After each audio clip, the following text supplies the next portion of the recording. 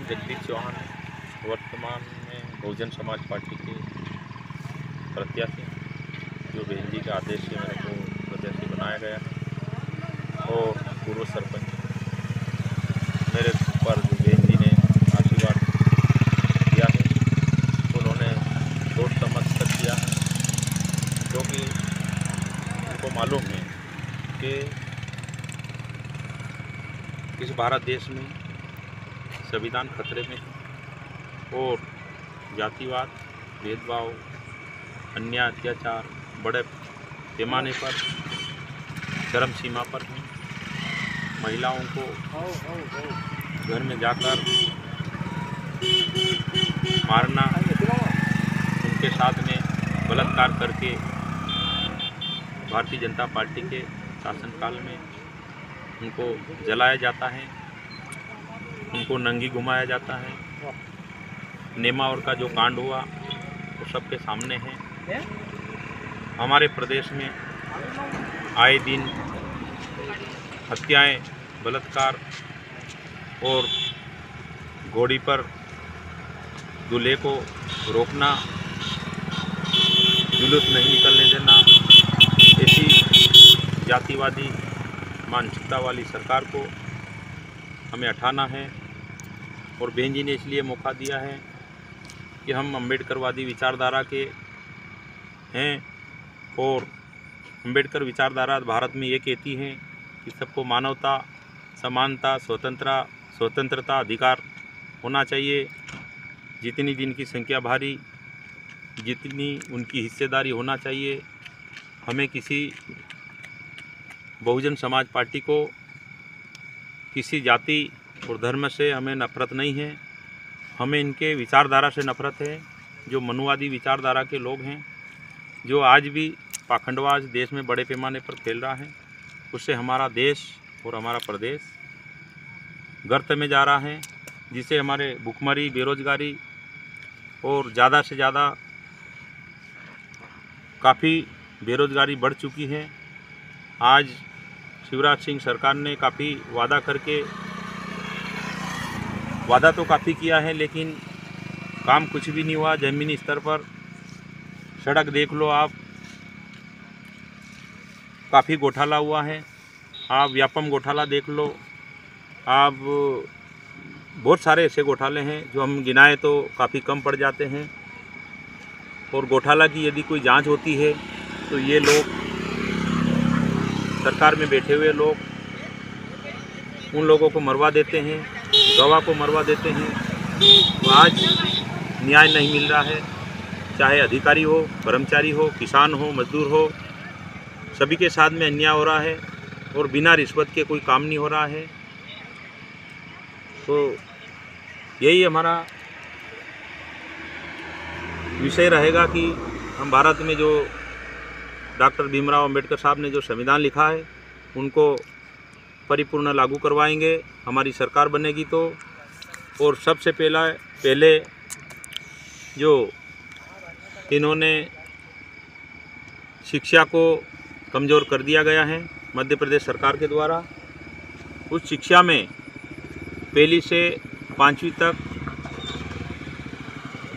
जो लोगों को पास किया जाता है, उससे क्या होते हैं कि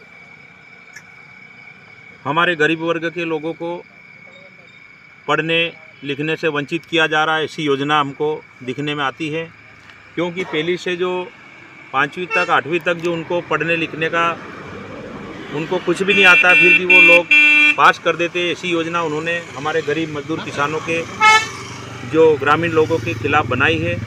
ये बेबुनियाद है।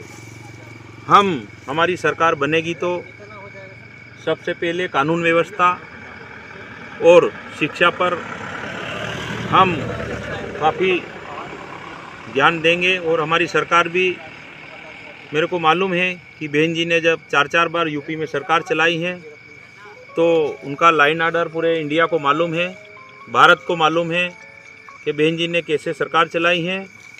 और स्वतंत्रता, भाईचारा, समानता, उन्होंने जिनकी संख्या भारी, जितनी उनको सभी वर्ग के लोगों को हिस्सेदारी दी है, चाहे छतरी हो, चाहे पिछड़ा हो, चाहे बनिया हो, चाहे अनुसूचित जाति के हो, सभी को अधिकार मिला है और सभी को मान सम्मान दिया है। और ये महापुरुषों की विचारधारा वाली पार्टी है। हमें भेदभाव वाली पार्टी नहीं है। भेदभाव कांग्रेस और बीजेपी में करते हैं और कांग्रेस और बीजेपी दोनों एक ही थाली के चट्टे बट्टे हैं और इनकी दोनों मिली भक्ति के कारण इस देश में अन्याय अत्याचार हो रहा है और प्रदेश में भी हो रहा है।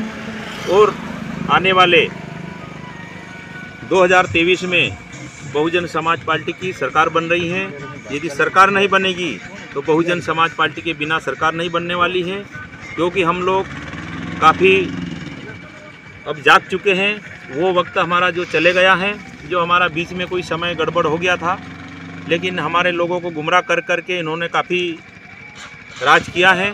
अब हम इनको सबक सिखाएंगे और हम भी सिखाएंगे और जनता भी जाग चुकी है कि दोनों एक ही लोग हैं और काफ़ी परेशान हैं, त्राही त्राही मची हुई है। सभी मेरा यही निवेदन है।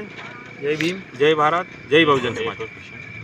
अभी जो आज़ाद समाज पार्टी लगातार काम कर रही है, तो इसके बारे में क्या कहें? आज़ाद समाज पार्टी जो काम कर रही हैं, ये सब आरएसएस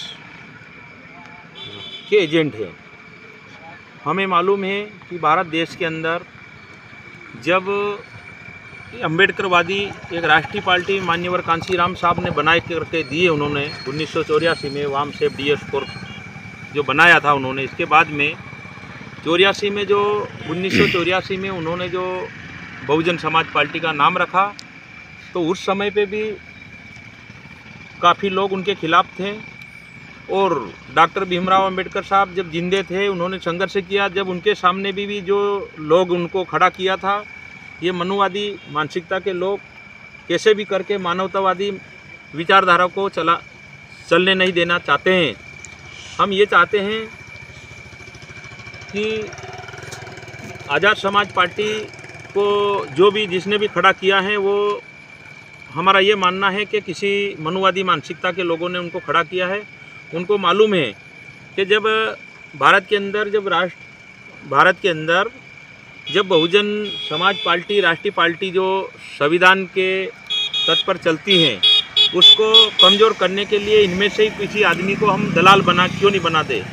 तो ऐसे तो जो संगठन आज से बनते आ रहे हैं, ये बाबा साहब अम्बेडकर साहब के ज़माने में भी बनते आ रहे हैं, समय से बनते आ रहे हैं।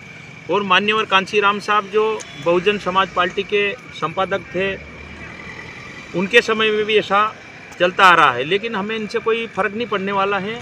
ये है कि हमारा समय थोड़ा कुछ बर्बाद हो सकता है इनके वजह से, लेकिन हम क्या है, इस भारत देश और मध्य प्रदेश में हम सत्ता पर काबिज ज़रूर होंगे और संविधान पूरी तरीके से सभी वर्ग का लागू होगा। और यही हम कहना चाहेंगे। क्या आप चाहते हैं कि चंद्रशेखर और मायावती एक मंच आए? नहीं, हम तो ये चाहते हैं कि यदि चंद्रशेखर आज़ाद जी और बहन मायावती जी हम तो चाहते हैं कि वो एक हो जाएं, लेकिन उनको कुछ लोग उनको ऐसे लगे हैं कि आपको क्या चाहिए, हम आपके साथ में खड़े हैं। तो उन्होंने जब उनका सहारा मिल गया, तो वो लोग हमसे समझौता करना नहीं चाहेंगे, कि मेरा ऐसा लगभग मानना है। क्योंकि फूल सिंह बरिया मध्य प्रदेश में एक बार हुआ करते थे, उनको भी किसी पार्टी ने उचकाया था। इसके बाद में आज जीरो पे चले गए हैं। वो आज मध्य प्रदेश में बहुजन समाज पार्टी की उस समय पे भी 1-2 वर्ष 2001-2 में जो है सरकार बनने वाली थी मध्य प्रदेश में बहुजन समाज पार्टी की, तो उनको भी किसी ने उकसाया था।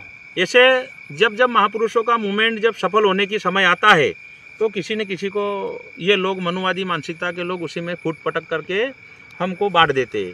इसीलिए हम थोड़े लंबे समय से थोड़ा संघर्ष करना पड़ता है, बाकी कुछ भी नहीं है। ये भी दूध का दूध पानी हो जाएगा। चंद्रशेखर आज़ाद जी को कौन चला रहा है, कौन नहीं चला रहा है, कुछ समय लगता है। कोई सही चीज़ में कोई थोड़ा कुछ टाइम लग जाता है, बाकी कुछ भी नहीं है। आप गांव-गांव जा रहे हैं, किस प्रकार से आपको जन आशीर्वाद मिल रहा है? गांव-गांव ये कह रहे हैं, हमारे मतदाता साथी सभी ये कह रहे हैं कि हम दोनों पार्टी से परेशान हैं, लेकिन आप थोड़े लेट आए हैं, आप थोड़े कम लोग हैं, आप ये हैं।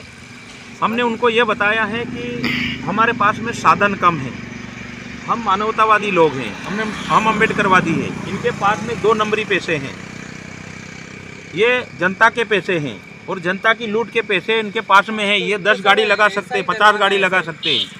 ये जब विधायक सांसद चलते हैं तो इनके पीछे पीछे 50-50, 100-100 गाड़ी चलती है। इनके पैसे इनके पास में कहाँ से आए? जब हमारे पास में नहीं है तो वो पैसे हमारे जनता के ही हैं। वो उनको भी अब आम जनता को भी मालूम पड़ गया है। तो वो लोग क्या है, अभी आज की तारीख में ये नहीं छपेगा जो भेजा है, वो कांग्रेस और बीजेपी को दोनों को सबक सिखाने के लिए तैयार है। लेकिन प्रोग्राम होगा तो हो जाएगा। हम लोग भी लगे हुए हैं और वो हमको आशीर्वाद देने के लिए तैयार है और हमारी सरकार मध्य प्रदेश में ज़रूर बनेगी। धन्यवाद सर।